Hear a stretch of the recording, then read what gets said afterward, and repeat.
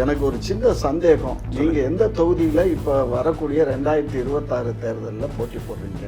நிறைய பேர் இதே கேள்வியை கேட்டிருந்தாங்க. சரி சரி, உங்க மூலமாவே சொல்லிடுவோம் அப்படின்னா. சரி.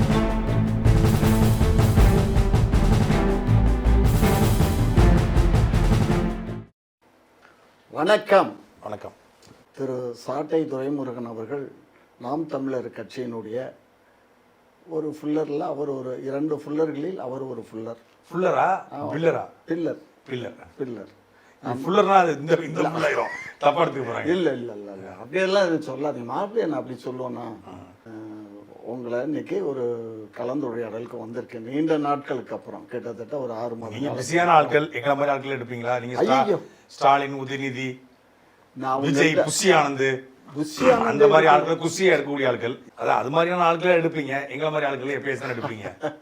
நாங்க எல்லாம் அவங்கள எடுக்கல. எனக்கு ஒரு சின்ன சந்தேகம். நீங்க எந்த தொகுதியில இப்ப வரக்கூடிய 2026 தேர்தலில் போட்டி போடுறீங்க?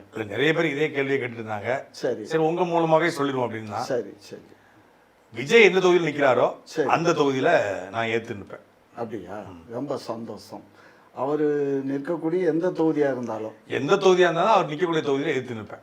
சரி. நானும் அதே தான் சேலஞ்சு பண்ணிட்டு இருக்கேன். விஜய் நிற்கிற தொகுதியில் நிற்கிறாரோ அந்த தொகுதியில் நான் நிற்பேன்னு பல ஊர். நீங்க அண்ணன் போஸ்ட் உங்க மக்களை எடுத்துருவாங்க, நான் அப்போ வாபஸ் வாங்கிக்கிறேன். இப்ப நீங்க நிற்கும் போது பெண்களுடைய ஓட்டு பூரா உங்களுக்கு விழுந்துருமே. ஏன்னா இப்ப நீங்க வந்து ஃபால் ஹெட்டா இருந்தா பெண்களுக்கு ரொம்ப பிடிக்குமா? உங்களுக்கு தான் ஒரு இன கவர்ச்சி இருக்கு உங்க மேல. அப்படியா? இன்ஸ்டாகிராம்ல எல்லா பெண்களும் உங்களுடைய டிபி தானே வச்சிருக்கு. அப்படியா? ஆமாமா, பூராமே அந்த மாதிரி தான். கேட்க நல்லா இருக்கு. காதுல தேன் வந்து பாயிற மாதிரி இருக்கு. இல்ல உங்களுடைய மீச வச்சிருந்தா, கொஞ்சம் முடி இல்லாம இருந்தா பெண்களுக்கு ரொம்ப பிடிக்கும். இப்ப அது ஒரு கருத்து கணிப்பு உண்மையில இருக்கு. ஒரு ஆராய்ச்சி 77 வயசுக்கு அப்புறம் பெண்களுக்கு பிடிச்ச 77 வயசுல தான் செங்கோட்டையின் எழுச்சியை உருவாக்குறதுக்காக போய் சேர்ந்திருக்காரு. அவர் எனக்கு ஒரு 2 வயசு 2 மாசம் 3 மாசம் தான் ஜூனியர். பட் அவர் வந்து அவர் மாதிரிதான் நீங்களுமே. பண்ணையூர், பண்ணை தோட்டம், அந்த மாதிரி எல்லாமே அவரை மாதிரி தான் நீங்களுமே. இல்லை, அவரை மாதிரி இருந்து அவரை காட்டிலும் நல்லா தான் இருந்தேன். அவரை மாதிரி இல்லை, அவரை காட்டிலும் நல்லா இருந்தால்தான் நான். காலங்கள் அதெல்லாம் கரைச்சிருச்சு, அவ்வளோதான். இப்போ மாப்பிள்ளைகிட்ட வந்து உட்காந்து வாதம் பண்ணிட்டு உட்காந்துருக்கேன். சரிங்களா? அதான் நீங்க நின்னீங்கன்னா இஷ்டமா அண்ணன் போஸ்ட் ஆகிற மாதிரி இருக்கும். அப்போ நான் வாபஸ் வாங்கி தானே ஆகணும். எப்படி அண்ணன் போஸ்ட் வர முடியும்? ஏன்னா அதான் விஜய் நிற்கிறாரு. விஜயா நீங்களான்னு பார்க்கும்போது இப்போ நீங்க வந்து கிட்டத்தட்ட 40 வருஷம் அரசியல் அனுபவம் உங்களுக்கு இருக்கு. சென்னையிலே பெரிய மாநாடு போட்டு அன்னைக்கே வந்து அரட்டி விட்டு வரீங்க கருணாநிதி, ஜெயலலிதாவை. அதெல்லாம் வந்து பழங்கதை, பழங்கஞ்சி. இப்போ பல்லு பிடிங்கிட்டாங்க, பல்ல பிடிங்காச்சு. சரியா? அதெல்லாம் இனிமே ஏற்று சொரக்கா கறிக்கு உதவாது. காலங்கள் பதில் சொல்லும் யாரு என்ன செய்ய போறோன்னு. நான்லாம் இப்படி வருவேன்னு எதிர்பார்த்தேனா? யோசிச்சு பாருங்க. ஒரு காலேஜில் செக்ரட்டரியா உட்காந்து, காலேஜ் நிர்வாகம், ஆக்ஸ்போர்ட்ல இல்ல கேம்பிரிட்ஜ்ல இருக்க வேண்டிய ஆளு, எங்கேயோ போய் இருக்க வேண்டிய ஆளு இன்னைக்கு இங்க வந்து தொங்கிட்டு கிடக்கும். என்ன பண்ணுவீங்க? எதை பிடிச்சி? மாப்பிள்ளையை பிடிச்சிட்டா? வேற எதை பிடிச்சி தொங்க முடியும்? ஏன் மாப்பிள்ளை? என் வயசுக்கு வேற என்ன பண்ண? சரி, என்ன ஏன் பெரிய மாப்பிள்ளை சார் வந்து கட்சியை வந்து ஒரு புதிய வரவுகள் இப்போ குறைஞ்சது கொஞ்ச நாளா இல்லை. சரி, இருக்கிறதையாவது அவங்கள வந்து ஒரு கட்டமைப்பை வந்து இன்னுமே உண்டு பண்ணாம ஒருங்கிணைப்பாளர்னு சொல்லிக்கிட்டே தான் இருக்காரு. இப்போ கட்சிக்கு என்கிட்டயே நிறைய பேர் என்ன கேட்குறாங்க, இப்போ அந்த கட்சியில் போனால் எனக்கு என்ன பொறுப்பு கொடுப்பாரு? கிட்டத்தட்ட மாநில அமைப்பாளர்னு பார்த்தீங்கன்னா ஏகப்பட்ட பேர் இருக்காங்க. கொள்கை பரப்பு செயலாளர்னா ஏகப்பட்ட பேர் இருக்காங்க. அப்போ ஆற்றுல கரைச்ச பெருங்காயம் மாதிரி நாங்களும் போய் அங்கே உட்காந்துட்டு இருக்க முடியுமானெல்லாம் என்கிட்ட பல பேர் கேட்குறாங்க. பொறுப்பை தேடி வர்றவங்களோ, இல்லை வந்து கொள்ளையடிக்கலாம், ஊழல் பண்ணலாம், கமிஷன் வாங்கலாம், இல்லை போய் கான்ட்ராக்ட் கிடைக்கும், இங்கே போனால் பணம் சம்பாதிக்கலாம் அப்படின்னு நினைக்கிறவங்களுக்கு நாம் முயற்சியில் இடம் இல்லை. நாம் ஒரு மாற்று அரசியலை முன்வைக்கிறோம். அந்த மாற்று அரசியலில் இந்த மொழி, இனம், பண்பாடு, கலாச்சாரத்தை காக்க நினைக்கக்கூடிய இளைஞர்கள், தமிழர்கள் அந்த கட்சியில் இணைகிறாங்க. நீங்கள் சொன்னீங்க புதிய வரவு, எதுவும் தேட்டர் கிடையாது புதிய வரவு வர்றதுக்கு. தமிழர்கள் பெரும் படையோடு இணைகிறாங்க. நீங்கள் வந்து தமிழ்நாட்டில் கூந்தன்குடி ஒரு கிராமம் இருக்கு, ராதாபுரம் பக்கத்துல ஒரு காட்டு கிராமம், கூகுள் மேப்ல கூட இருக்காது, இடிநகரை பக்கத்துல ஒரு 150 வீடு இருக்கும். அங்க கடலம்மா மாநாடு போட்டு ஒரு 3000 பேரை திரட்ட முடியுது. கடந்த 2 மாதத்துல தண்ணீர் மாநாடு, மலைகளில் மாநாடு, ஆடு மாடுகளில் மாநாடு. இல்லை, சென்னையிலிருந்து எல்லாம் உங்க தொண்டர்கள் தானே வந்தாங்க. அது முக்கிய பொறுப்பாளர் வருவாங்க. கூடியிருக்கிற மக்கள் யாருன்னு பாருங்க.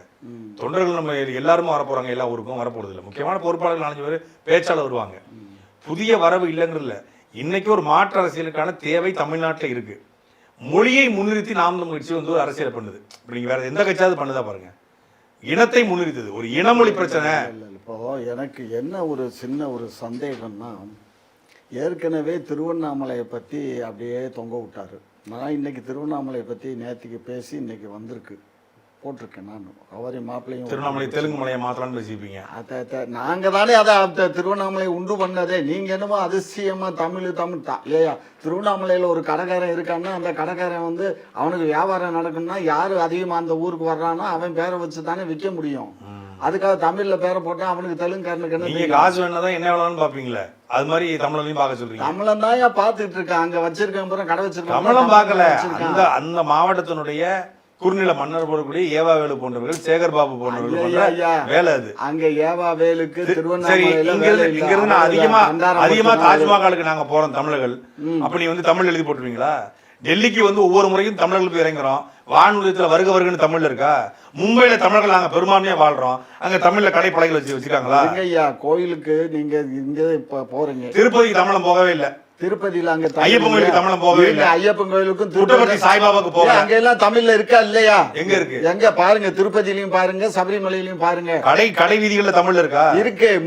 மூணு பேர்ல இருக்கும். ஒண்ணுங்க பாருங்க ஆங்கிலத்துல, அது ஒரு கடையில இருக்கும். ஒட்டுமொத்தமா திருவண்ணாமலை போல தெலுங்கர்களுடைய மலை போலவே அது அது திருவண்ணாமலை கோயில் நீங்க உருவாக்குனீங்க. எது? திருவண்ணாமலை கோயில் உருவாக்குனது இல்ல. உருவாக்குனது கோயில் உள்ள இருக்கிற சிவன் யாரு? சிவன் யாரு? உங்க முப்பாட்டன்.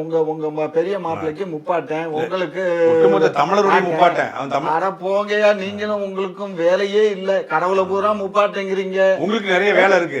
தமிழருடைய அடையாளத்தை பூரா உங்க அடையாளமா மாத்துறாங்க. என்கிட்ட அவ்வளவு கல்வெட்டுக்கெல்லாம் இருக்குது. யாரெல்லாம் என்னென்ன கல்வெட்டு இருக்கு. ஆமா, தெலுங்கர்கள் என்னென்ன அந்த கோவிலுக்கு செஞ்சாங்க. தெலுங்கர்கள் என்னன்னு உலகத்துக்கே தெரியுமா? எங்க இருக்க தேவேந்திர குல வேளாளர்களை கோவில இருந்து வெளியேற்றிட்டு பிராமணர்களை பூரா கொண்டு வந்தாங்க. எங்களுடைய நிலத்தை பூரா அபகரிச்சாங்க. சரி, இந்த மண்ணில் வாழக்கூடிய போர்க்குடி மக்களை வந்து அடிமைப்படுத்தினாங்க. பாளையக்காரனை பிரிச்சு ஜமீன்தாரில் உருவாக்கி அந்த ஜமீன்தாரில் வச்சு வரி வசூல் பண்ணி நல்லா கொளுத்து செலுத்து வாழ்ந்தாங்க. தமிழருடைய வரலாறு பூரா மறைச்சிட்டு ஒரே ஒரு திருமண நாயக்கரு, ஒரே ஒரு கிருஷ்ணதேவராயரு அப்படின்னு வரலாறு நிறுவனாங்க. வெள்ளக்காரனுக்கு அடிமையா போயிட்டு ஒட்டுமொத்த நிலத்தையும் அவனுக்கு கொடுத்தாங்க. வேற என்ன பண்ணாங்க? வெள்ளக்காரனுக்கு தெலுங்கர்களுடைய ஆட்சியில நாங்க அடிமையாக போகவில்லை. நாங்க திப்பு சுல்தானோட எங்க காலம் முடிஞ்சு போச்சு. உங்களுக்கு காரியம் பண்ணிட்டாரு. அப்புறம் அதான் எங்களை காரியம் பண்ணிவிட்டான். ஏமாத்திட்டான். பண்ணிட்டாரு. இந்திய விடுதலை போராட்டத்துல ஆமா திப்பு சுல்தான் இறந்த பிறகுதான் வெள்ளக்காரன் சொல்றான் இந்தியா இஸ் அவர்ஸ்னு. திப்புங்கிற மாபெரும் வீரன் களத்துல கிட்டத்தட்ட 8 மாசம் சண்டை போட்ட மாபெரும் வீரன். அவனை மரியாதை குறைவா பேச பாட்டிய வெட்டி கொன்னவன நான் எப்படிங்க சொல்ல முடியும்? என் பாட்டி மீனாட்சி அரசி என்னுடைய பாட்டி. மீனாட்சி அரசி திப்பு சுல்தான்? ஆமா, திப்பு சுல்தான் தான் கொன்னான். எந்த மீனாட்சி அரசிய? எந்த திருமலை நாயக்கருடைய பேரனுடைய மனைவி மீனாட்சி அரசி. அவன் தம்பி முத்துகிருஷ்ணன் நிலத்தை ஆக்கிரமிச்சு இருந்து மக்கள்கிட்ட வரி வசூல் பண்ணா திப்பு சுல்தான் போடதான் செய்வாரு. அப்படி இல்லங்க, அந்த ஆட்சி மேல படையெடுத்து அப்ப வந்து ஆட்சி மேல படையெடுத்தாரா? ஆட்சி மேல படையெடுத்தாரா? ஆட்சினா காரைக்குடி ஆட்சி மேல இல்ல, மீனாட்சி ஆட்சி இல்ல. அங்க மீனாட்சி ஆட்சிங்கிறது அந்த அம்மா பேரு. அந்த ஆட்சி மேல படையெடுத்திருக்காங்க. ஆமா, தெளிவா சொல்லுங்க. அப்புறம் மதுரையில அவங்க ஆட்சி பண்ணிட்டு இருந்த காலத்துல அந்த மீனாட்சி அரசு மீது படையெடுத்து மீனாட்சி அரசிய கொன்னுட்டு அங்க வந்து எஸ்டாலிஷ் பண்ணாங்க. புரிஞ்சதா? ஆகையினால தப்பு தப்பா இல்ல. நான் படிச்ச ஹிஸ்டரி உண்மையான ஹிஸ்டரி, நேர்மையான ஹிஸ்டரியில தான் வருது. அது எல்லாமே இருக்கு. மதுரையில படையெடுத்தாரா? மதுரைக்கு படையெடுத்து வந்தாங்க. படையெடுத்து வந்து திப்பு சுல்தானுடைய காலத்துலதான் எங்க அரசி கொல்லப்பட்டு அதுக்கப்புறம் முஸ்லீம் ஆட்சி அங்க பிரகடனப்படுத்தப்பட்டது அந்த பீரியட்ல. நீங்க சொல்றது அலாவுதீன் கில்ஜி. அதுக்கு முன்னாடி அலாவுதீன் கில்ஜிய வந்துதான் எங்களுடைய நாகமநாயக்கர் வந்து அவர் கூட சண்டை போட்டு அவரை இது பண்ணது.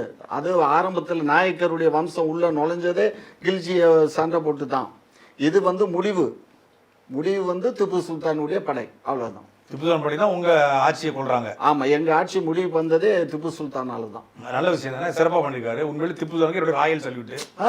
ஆமா, தமிழர் நிலத்தை ஆக்கிரமித்து வைத்திருந்த இந்த வடுகர்களை அடிச்சு வரட்டி எங்களுடைய வழித்தோன்றல் எங்களுடைய வீர பாட்டன் திப்பு பெருமையோட அதனாலதான் ஆபீஸ்ல படம் வச்சிருக்கேன் படத்தை. இங்க பாரு, அன்னைக்கு எந்த நாயக்கன் தமிழ் பேசாதே, தமிழ் பேசுனா உன்னை கழுவத்தினு பழனி தேவேந்திர பழனி கோவில் இருந்து தேவேந்திர குல வேளாளர்களை வெளியேற்றி பிராமணர்களை அங்க கொண்டு போய் விச்சது யாரு? இங்க பாருங்க, அது பிராமணருக்கு மணியாட்டி விட்டது யாரு? இருங்க ஐயா, சும்மா சரித்திரம் தெரியாம பேச பிராமணர்களை உள்ள விட்டது யாரு? பாருங்க, பிராமணனுக்கு சோப்பு போட்டது யாரு? பிராமணனுக்கு சோப்பு போட்டது ஒரு ஐயரு.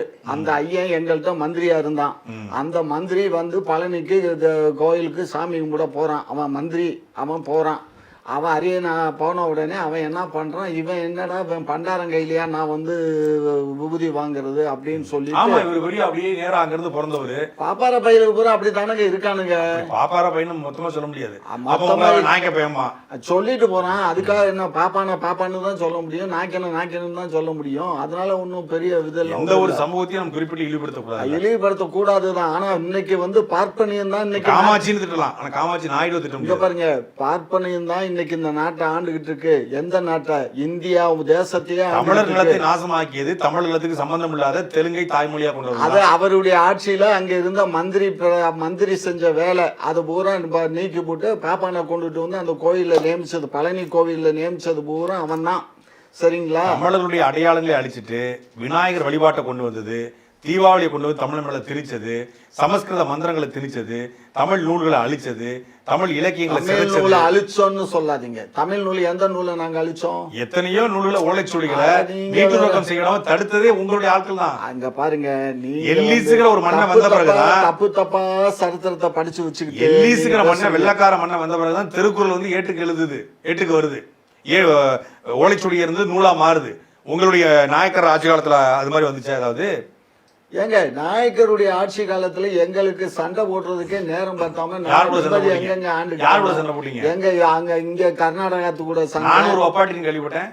400 அப்பாட்டின்னு அவன் ஒரு பொண்டாட்டியை வச்சு இந்த காலத்துல காலம் தள்ளுறதே பெரிய பாடா இருக்கு. 400 பொண்டாட்டியை வச்சு அந்த காலத்துல அசரத சக்கரவர்த்திக்கு நான் சொல்றேன். அது என்னன்னு கேட்டு லேகியம் சொல்றேன். இங்க நீ ஒரு விஷயத்த புரிஞ்சுக்கோ. 40,000 பொண்டாட்டிங்கிறான் அந்த அசரத மகாராஜாவுக்கு. 40,000 பொண்டாட்டிய ஒரு நாளைக்கு ஒரு பொண்டாட்டியாவது பார்க்க முடியுமா? என்ன கற்பனை? என்ன கற்பனை? அது மாதிரி இது அதெல்லாம் வரலாறுலாம் ஒண்ணும் கிடையாது. இது கற்பனை தான். அவருக்கு 400 பொண்டாட்டி எல்லாம் கிடையாது, புரிஞ்சுக்கோங்க. 40 கிடையாது, கத்திரிக்காயும் கிடையாது. அவருக்கு பொண்டாட்டி 2 தான். சரியா? அதுவும் அக்காளுக்கு தங்கச்சியே கட்டிக்கிட்டாரு, அவ்வளவுதான். நீங்க கோயில் சிற்பங்கள்ல எல்லாம் சிலை இருக்கும் பாருங்க, 2 பெண்கள் இருப்பாங்க, அவர் இருப்பாரு, அவ்வளவுதான். ஆகையினால நீங்க நினைக்கிற மாதிரி அத்தனை பெண்கள்லாம் கிடையாது. அவங்க எல்லாம் ஒழுக்க சீலரா வாழ்ந்ததுனாலதான் அந்த குளம் தளிச்சிச்சு. ஒழுக்க சீலர், அதனாலதான் அந்த இனம் தளிச்சிச்சு. இப்ப எதுக்கு அதுக்கு போறீங்க? நீங்க தாங்க போறீங்க. உடனே ஒழுக்கத்துக்கு போயிருவீங்க. இல்ல, நீங்க திருவண்ணாமலையை பத்தி பேசுனதுனால அந்த திருவண்ணாமலை பத்தி நீங்க தான் பேசுறீங்க. அதுதான் திருவண்ணாமலை வந்து இன்றைக்கு வந்து அதுக்கு நாங்க தான் எல்லாமே பண்ணணும், புரிஞ்சுக்கோங்க. அதான் எல்லாம் பண்ணீங்க. எல்லா கடைக்கும் நீங்க தான் வச்சீங்க. அதான் உண்மையா ஒத்துட்டீங்க. எல்லா கடைக்கும் போட தெலுங்கு போட வச்சீங்க. இங்க பாருங்க, நான் என்ன சொல்றேன், திருவண்ணாமலைய தெலுங்குலும் மழலவ் அப்படின்னு மாத்திருவோமா, திருவண்ணாமலை லூ அப்படின்னு மாத்திருவோமா? அதெல்லாம் ஒண்ணு வேண்டாம் எங்களுக்கு, அதெல்லாம் மாத்த வேண்டாம், ஒண்ணு வேண்டாம். ஏதோ பாவம் அங்க இருந்து வந்து எட்ட பிள்ளையார் லூ கோயில் லூ கோயில் லூ தான். இப்ப வந்து அந்த சாமியை கும்பிடுறான், எல்லாத்துக்குமே வந்து லூலு போடுங்க. டூரிஸ்ட் தானுங்க அவங்க வர்றான், டூரிஸ்ட் வர்றான், கோயில பாக்குறான், சாமியை கும்பிடுறான். திங்கக்கிழமை சொல்றீங்க, திங்களூன்றாங்க. திங்களூ இல்லங்க, தமிழ்நாட்டுல வந்து கிட்டத்தட்ட 418 ஆண்டுகள் ஆண்ட போது எல்லாமே இப்படித்தானங்க இருக்கும். ஒரு 10 வருஷம் ஒரு ஜெயலலிதா அம்மா ஆளும் போது எத்தனை பிரச்சனைகள் வந்துச்சு. இன்னைக்கு ஒரு 5 ஆண்டு காலம் 4.5 வருஷம் நாங்க ஆளும் போது எங்களை எத்தனை பேர் தூத்துறீங்க. இதெல்லாம் வந்து சகஜங்க. நாங்க 418 ஆண்டு நல்லாட்சி கொடுத்தா ஏன் தூத்த போறோம்? 418 எங்க ஆட்சி கூட நல்லாட்சி. எங்க திரும்பினாலும் கொலை பாலியல் வன்கொடுமை இருந்தா அப்புறம் தூட்டாம என்ன செய்ய முடியும்? ஏங்க எந்த ஆட்சியில நடக்கல சொல்லுங்க. நீங்க எதுக்கு கோயம்புத்தூர் ஏர்போர்ட்டுக்கு போன மாசம் போனீங்க? அந்த பொண்ணை வந்து பாலியல் வன்கொடுமை பண்ணி நடந்திருக்கு. யார் சொன்னா?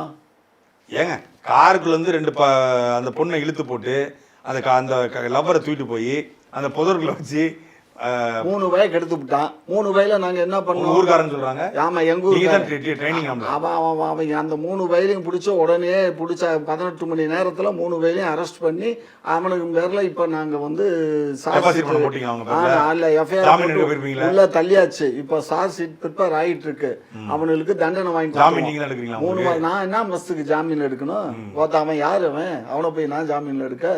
திருட்டு பயலுகளை இல்ல எந்த மாதிரி விஷயங்கள் நீங்க தான் நீங்க இப்ப கேள்விப்பட்டிருக்கீங்க. ஆமா ஆமா ஆமா ஆமா இப்படியே பேசி நீங்களும் நீங்க பிராயத்துல உங்களுக்கு அந்த மாதிரி கேஸ்ல இருந்திருக்குல்ல? அதெல்லாம் ஒண்ணும் கிடையாது. இல்ல சாலையில யாருமே போக முடியாது. இங்க பாருங்க, நீங்க ஒரு விஷயத்த நல்லா புரிஞ்சுக்கோங்க. நீங்க ஒரு ஜமீனா இல்லையா?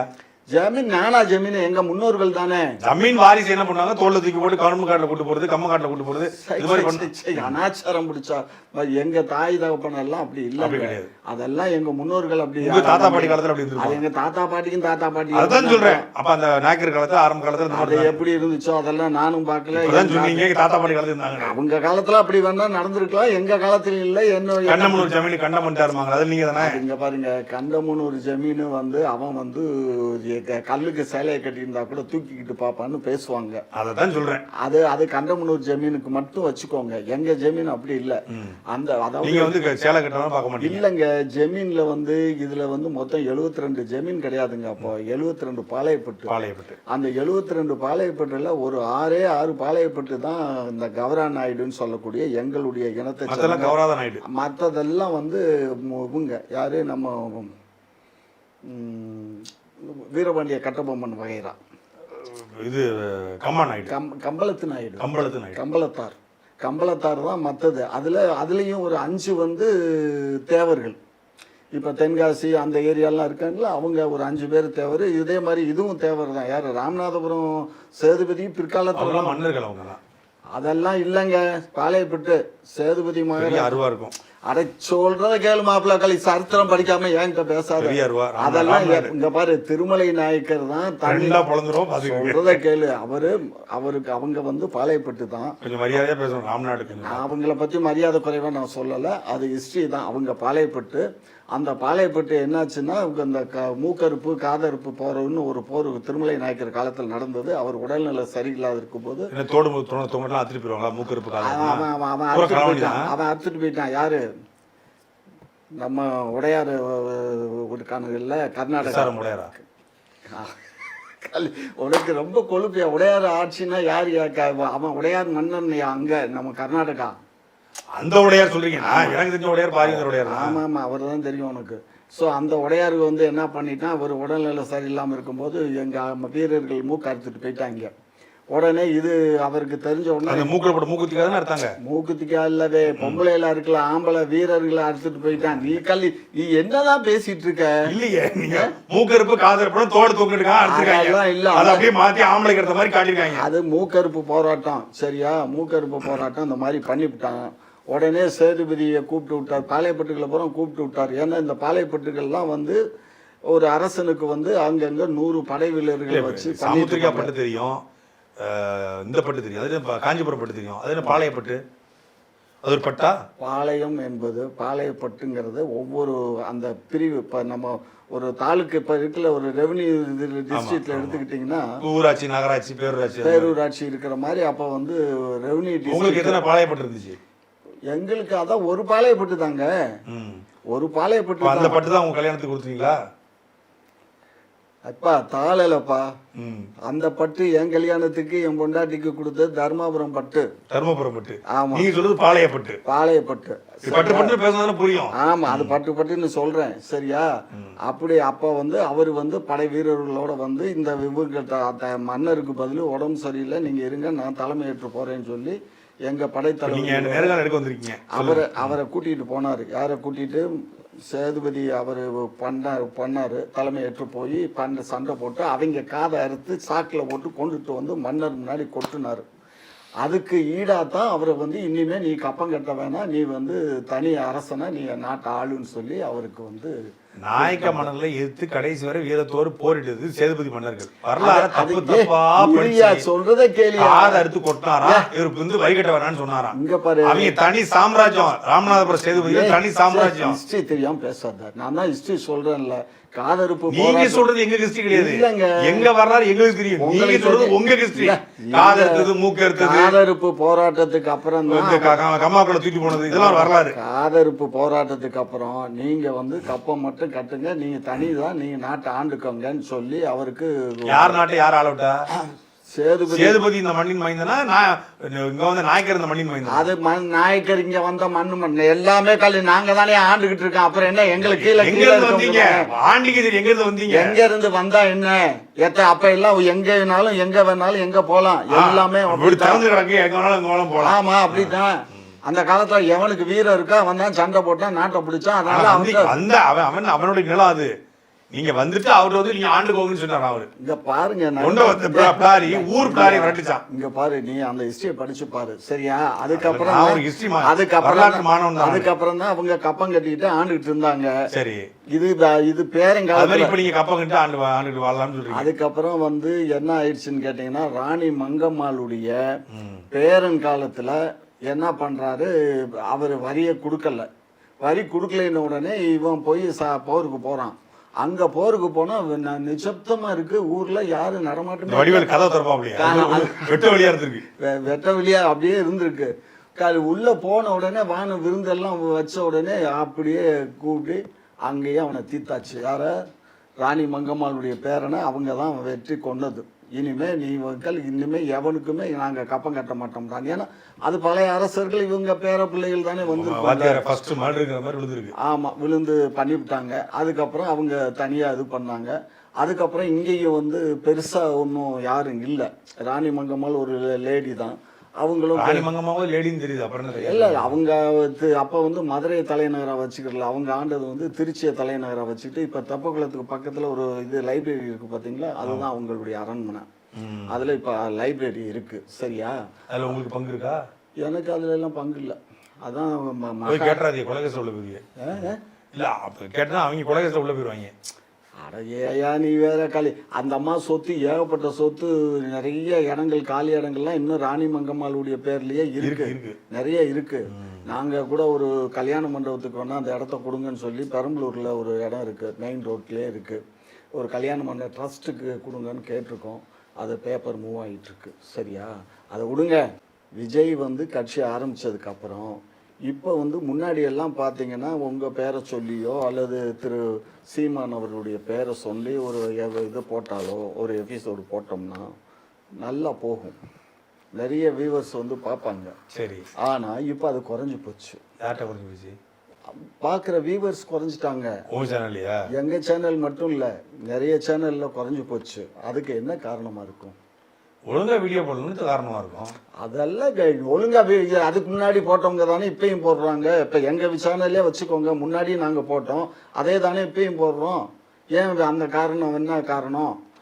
அதுக்கு என்ன காரணங்கிறது எனக்கு என்ன சந்தேகம்னா, ஒரு கால் நம்மகிட்ட இருக்கக்கூடிய இந்த அல்லு சில்லுல சில சில்லுகள்லாம் வந்து அங்க விஜய் பக்கம் போயிடுச்சுங்களோ அப்படிங்கிற எண்ணத்துல கேட்கிறேன். உங்க சேனல்ல வியூஸ் குறைஞ்சு போச்சு அப்படிங்கிறதுக்காக அவன் வந்து விஜய்கிட்ட போயிட்டான்னு கேட்கறதுல நியாயமா இருக்கா? இதுல நியாயத்துக்கு அநியாயத்துக்கு என்ன இருக்கு? நியாயத்துக்கு அநியாயத்துக்கு என்ன இருக்கு? வாக்கு வேணா கேட்கலாம். நாம் தமிழர் கட்சிக்கு வந்து 36 லட்சம் வாக்குல வாங்கியிருக்கோம். ஆமா, 2020 சட்டமன்றத்தில் இந்த வாக்களை பெறுமா அப்படிங்கிறது அவங்களோட பார்வை, உங்களோட கேள்வியா இருக்கு. இல்ல இந்த வாக்கை காட்டும் நான் ஏற்கனவே பேசிட்டேன். கண்டிப்பா இதுல இருந்து ஒரு 4% கூடும்னு சொல்லிட்டேன். என்ன காரணம்னா, இது பார்லிமெண்ட்லயே இந்த ஓட்டு வாங்கியிருக்காரு. கண்டிப்பா வந்து ஒரு 40 லட்சத்துல இருந்து 45 லட்சம் வரையும் வாக்குகள் வரும். கிட்டத்தட்ட ஒரு 12% வரும் அப்படின்னு அதை நான் பேசிட்டோம். எல்லா சேனல்லையும் தேர்தல் ஆணையத்திலே பேசிட்டீங்க. தேர்தல் ஆணையத்திட்ட எங்க அப்பா வீட்டுக்காரன் தானே அவன். அதனால மாமா மச்சான் அவனை கூப்பிட்டு இங்க வாடான்னு சொல்லி வெத்தலை வாக்கு வச்சு கூப்பிட்டு தலையை ஒரு தேர்தலில் யார் எவ்வளோ வாங்குவா அப்படிங்கிறத எந்த அரசியல் நிபுணர்களாலையும் கணிக்க முடியாது. நாம் தமிழர் கட்சிக்கு விழுந்த வாக்குகள் ஒரு வாக்குகளை கூட வேற எவனாலையும் பெற முடியாது அப்படிங்கிறது தான் யதார்த்தமான உண்மை. ஏன்னா நாம் தமிழர் கட்சி முன்வைக்கிற இந்த தத்துவத்தை, இந்த கோட்பாட்டை தமிழ்நாட்டில் எந்த அரசியல் கட்சியும் வைக்கல. இப்போ நீங்கள் திமுக மொழியை முன்னிறுத்தி அரசியல் பண்ணலை, அதிமுக மொழியை முன்னிறுத்தி அரசியல் பண்ணல, தாவேக்காவும் மொழியை முன்னிறுத்தி அரசியல் பண்ணல. நாம் தமிழர் கட்சி மொழியை முன்னிறுத்தி அரசியல் பண்ணுது, இனம்னு சொல்லுது, தமிழ்நாட்டை தமிழர் ஆளுன்னு சொல்லுது, தற்சார்பு பொருளாதார கொள்கை பேசுது, நிலமும் வளமும் சார்ந்த தொழிற்சாலை உருவாக்கும்னு சொல்லுது. நான் வந்தா வட இந்தியர்கள் தன்னால தமிழ்நாட்டோட வெளியேறிடுவான், இந்த நிலத்துல வாழக்கூடிய தமிழர்களுக்கு தான் முதன்மையான வேலை கொடுப்பேன், 100 விழுக்காடு தமிழர்களுக்கு மட்டுமே தமிழ் நிறுவனங்கள்ல வேலை, அரசு வேலை, அரசு பள்ளியில படிச்சவன் அரசு கல்லூரியில் படிச்சவனுக்கு தான் அரசு வேலை முன்னுரிமை, ஆடு மாடு மேய்ப்பது அரசு வேலை, இயற்கை விவசாயம் அரசு வேலை, கால்நடை அரசு வேலை அப்படின்னு சொல்லி இது ஒரு பெரிய கொள்கையை உருவாக்குறாரு. சார் நீங்க ஒரு பெரிய ரெவல்யூஷனை கொண்டு வரலாம் சார். வடநாட்டுக்காரன் வடநாட்டுக்கு போயிடுவான்னு எப்படி சொல்றீங்க? இன்னைக்கு இப்ப 40வது மாடியில ஒரு வடநாட்டு அவன் ஏறி மேலே ஏறி வெள்ளையடிப்பான், மேலே ஏறி அவன் சென்ட்ரிங் வேலை பார்ப்பான். எங்க இங்க இருக்க அவனுக்கு கூப்பிட்டு பாருங்க போய் வேலை பார்ப்பான். நான் அவனுக்கு சம்பளம் மேலே ஏறி அடிப்பீங்களா?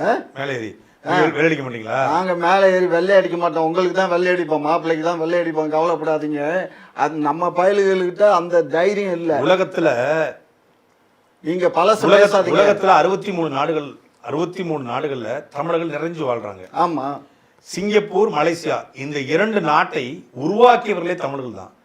சிங்கப்பூருடைய தலைவர் லீ குவான் யூ அவர்கள் வந்து தமிழை வந்து அங்க ஆட்சி மொழியாக கொண்டு வர்றாரு. அப்படி கொண்டு வரும்போது மலையாளிகள் கேட்கறாங்க, தமிழுக்கு கொடுக்குற முக்கியத்துவத்தை ஏன் நீங்க மலையாள மொழி கொடுக்கலன்னு கேட்கும்போது, இந்த சிங்கப்பூராக மாறியது காரணம் தமிழர்கள் தான்.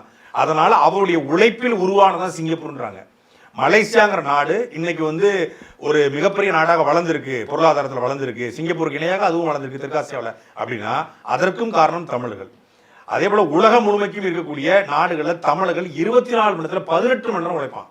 உலகத்திலேயே மலிவான கூலிகள் என்று வெள்ளைக்காரர்கள் அழைக்கப்பட்டவர்கள் தமிழர்கள் தான்.